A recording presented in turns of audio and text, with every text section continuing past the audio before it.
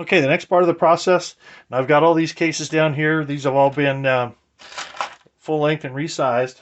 So our next step is we're going to add the cases one by one, and we're going to trim these to length with the drill motor. You probably can't see it. The drill motor's up on the top of the turret with the blade on it, the blade cutting tool.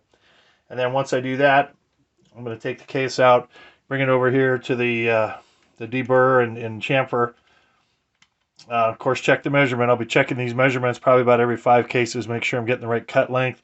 I'm trimming these to 1.750 or slightly less. I just don't want to go over 1.750. So I'm going to go ahead and flip this on. It's going to make a little bit of noise. Sit down and start going through some of these. Hopefully we get everything on in the camera shot here. So into the turret. Run a few with the grind. I'm going to check my measurements. That one's actually still showing a little bit too long. 1752.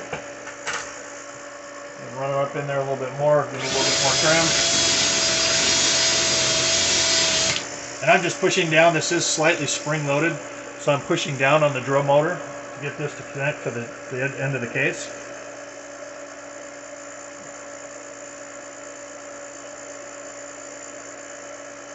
I'm going to check my zero here.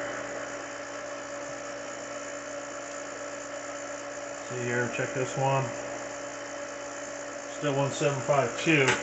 So I'm not quite able to get that one just short. Not sure why.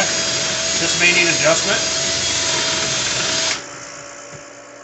Check it again.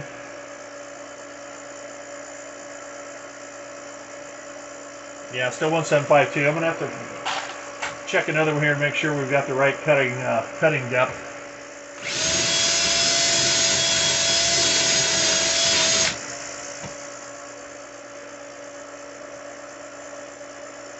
Yeah, that one's actually come out 1747, so that's a little short, but that's okay.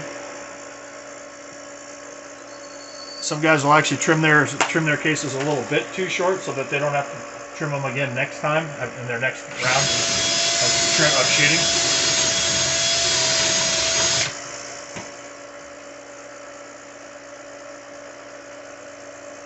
Yep, 1748. We're good there.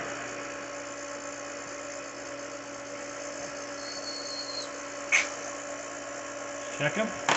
So once they end up in the bucket here, the last step is going to put these run these back through the wet tumbler to clean all the lube and any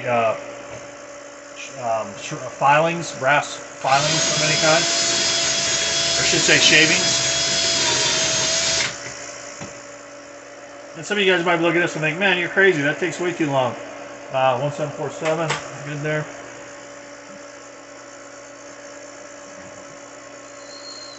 And what I kind of did when I was working up these loads, I loaded up 10 dummy rounds when I was first learning how to do 223, you know, to get the right seating depth, the right overall case length and everything, or overall length. I loaded up 10 dummy rounds and then ran those through my AR. You know, just running them through the bolt and back out to make sure they all went into the chamber, no problem. They all ejected, no problem. And then I started from that point on. Once I had knew those dummy rounds were the right length and everything, then I started loading them with powder and you know, primers and powder and finishing up completed rounds.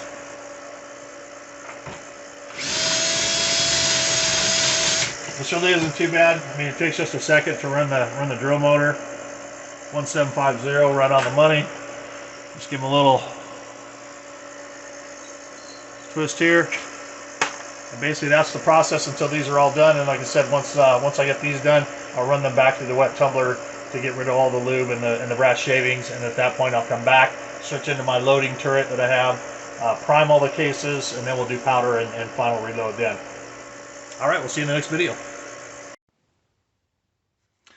Okay, one other thing I wanted to add, when I'm done trimming these cases with the drill motor, you know, I'm running one up in there.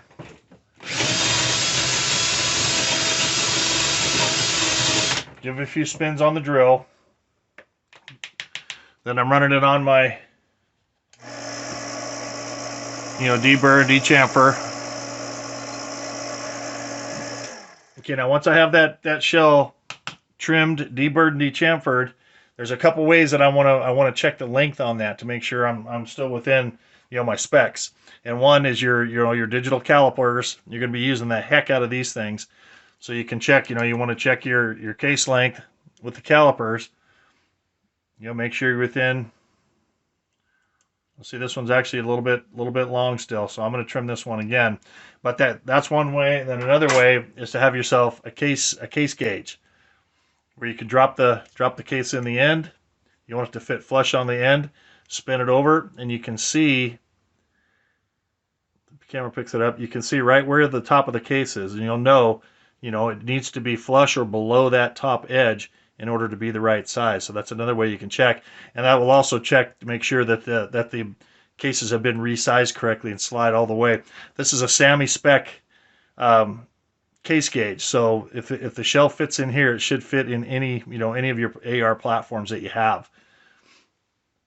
But I use both these. Typically, what I'll do is I'll trim the cases, dechamfer them, and put them in my box here on this side. These are my shells that I'm trimming right here. Then when I'm done and I'm done trimming over here and have all the cases over here, then I go through each one and run them through the case gauge to make sure one that they fit flush, they fit easy into the case gauge, and that the trim length is not sticking up past the edge, past that edge of the case gauge. And then I'll know okay, I've got the case, it's trimmed, it's ready to roll at that point. And then all that's needed to do at this point is just to run these through the wet tumbler one more time to clean off the lube and the brass shavings, and then these will be ready to reload, ready to prime and powder and reload. So I just wanted to add that part in there at the end there.